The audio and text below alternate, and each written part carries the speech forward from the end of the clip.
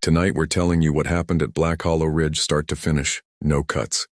If you're squeamish, this isn't the one for you. 6 Army Ranger candidates walked into the timber of Widowmaker Pass for a routine 96-hour land navigation exercise. Standard doctrine, standard terrain, standard risk assessment, signed and filed. 11 days later, the Army closed the case and sealed the file. They never explained the drag marks that went up instead of across the ground. They never explained why search and rescue stopped counting bodies and started counting pieces. This is what actually happened at Widowmaker Pass. The exercise. Staff Sergeant Elias Holloway had run the Black Hollow land navigation course 11 times in 9 years, and he'd never lost a single candidate to anything worse than a rolled ankle or a bad case of hypothermia. That was the number he kept in his head on the morning of October 3rd, standing at the tree line with 6 exhausted 20-something Ranger candidates behind him, all of them already running on 18 hours of sleep spread across 4 days. That was the Army's idea of a good week. Break them down to nothing, then ask them to navigate 11 kilometers of old-growth forest with a compass, a map, and a ruck that weighed more than some of them wanted to admit. Widowmaker Pass sat in a federally protected wilderness corridor in the Cascade backcountry, chosen specifically because it had no cell coverage, no maintained trails, and enough vertical relief to break a man's spirit before it broke his legs. The 6 candidates were Cross, Ibarra, Doyle, Petrov, Amaro, and Voss. Cross was the loud one, the kind of guy who narrated his own suffering to keep morale up. Ibarra barely spoke at all. She'd outrucked half the men in her class and had nothing left to prove to anyone.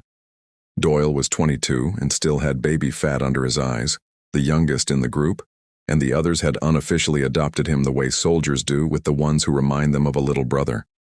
Petrov and Amaro had come up through the same unit and moved like they'd been fighting next to each other for years, even though they'd known each other 8 months. Voss was the quiet, competent one nobody worried about. Holloway had a good feeling about all 6 of them. That was the last good feeling he had. They crossed into the deep timber a little after 0600. By noon they'd covered 4 kilometers and Holloway called a halt near a dry creek bed to let them eat and recheck azimuths. That was when Doyle found the deer, or what was left of it.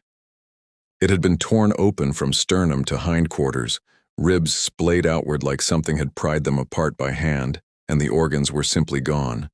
Not eaten in the way a bear or a cougar eats, dragging a carcass into brush and working it over a period of days, but removed almost surgically, and the tracks around the carcass didn't match anything Holloway had ever seen in 9 years of running this ridge.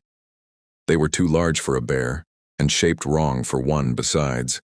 Long, narrow, 5-toed, sunk 4 inches into packed earth like something heavy had come down hard on 2 feet, not 4.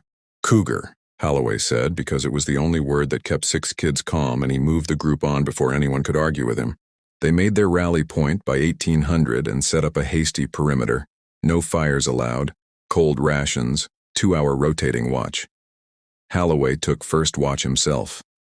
The forest at Widowmaker Pass went quiet in a way that Holloway had felt before, but never learned to like. No owls, no insects, nothing. Just wind moving through 600 acres of black timber, and under it, somewhere far off, something that might have been a howl and might have been the wind bending around rock. He told himself it was the wind. At 0130 on Amaro's watch, something screamed. It wasn't an animal sound, not exactly, and it wasn't a human sound either.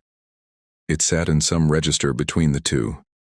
A raw, tearing shriek that rolled down off the ridge and hit the camp like a physical wave. Every candidate came up out of their bags at once. Weapons, dummy training weapons, unloaded, because this was a land nav exercise and not a live fire range. Up and pointed at nothing. Report, Holloway snapped, and Amaro, white-faced, pointed north into the black wall of trees. Something's out there, Sergeant. Something fucking big. I saw eyes. They held perimeter until first light and found nothing. No tracks near camp, no blood, no sign at all, and Holloway made the call that would haunt every hour after it. He decided they'd push on to the second rally point rather than abort. Weather was good. They were ahead of schedule, and calling in an early extract over a noise in the woods would mean explaining himself to a training command that did not tolerate soft candidates or soft cadre. He radioed a routine check-in to battalion at 0700. It was the last transmission anyone from Widowmaker Pass would ever send. They moved out at 0730 in a staggered file, Holloway at point, Voss at rear security. By mid-morning, the forest had changed in a way none of them could name, but all of them felt. The birdsong that had followed them the first day was simply absent, replaced by a heavy pressurized silence that made Cross stop narrating and made Ibarra's hands drift, without her seeming to notice, toward the strap of her ruck like she wanted something solid to hold on to. It was Petrov who vanished first. He'd fallen back to retie a bootlace, no more than 30 meters behind the group, well within sight. And when Amaro turned to check on him 90 seconds later, the trail behind them was empty. No sound. No cry. Just an open stretch of pine needles and a boot that lay on its side in the dirt, the lace still half-tied, and a drag mark leading off the trail that went up a tree instead of along the ground. A smear of blood 4 feet up the trunk of a Douglas fir, as if something had hauled a 200-pound man straight up the bark like it weighed nothing at all. Nobody screamed. That was the part Holloway would replay for the rest of his life, however long that turned out to be. Nobody screamed. Because for 3 full seconds, none of them could process what they were looking at. Then Doyle screamed for all of them, a raw, cracking sound, and the squad broke discipline for the first time in 4 days and formed up tight. Weapons, useless, unloaded weapons, leveled at a forest that gave nothing back. "Radio!" Holloway barked at Voss, and Voss already had the handset up, thumbing the transmit key, repeating their call sign into a channel that returned nothing but static, then nothing at all, not even static, a dead, swallowed silence that meant the radio was transmitting into a void. They found Petrov 40 minutes later. Or they found part of him. He was 60 feet up in the canopy of a western hemlock, wedged into the crook where a heavy branch met the trunk. And even from the ground it was clear that what remained of him wasn't intact. Holloway would tell the review board, months later, in a flat and empty voice, that the body looked like something had run him through a machine designed to shred a man the way a shredder handles paper. Long ribbons of what had been Specialist Petrov hung from the branches around him like grotesque decoration, catching the little light that made it through the canopy. Amaro was sick on the ground. Nobody stopped him. Cross had gone completely silent, and Doyle was shaking so hard his teeth audibly clicked together, and Ibarra, steady, silent Ibarra, was the one who finally said what none of the others could. "That's not an animal. No animal does that. No animal puts a body 60 feet up a tree." Holloway didn't argue with her.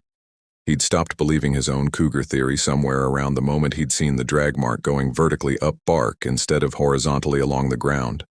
But belief wasn't the priority. Survival was. He made the only call he had left. Forget the rally point. Forget the exercise. Move for the extraction road 8 kilometers south as fast as 5 terrified, exhausted bodies could carry them, and pray the radios came back to life somewhere along the way. They didn't get 400 meters before something started following them through the trees, and this time they all saw it.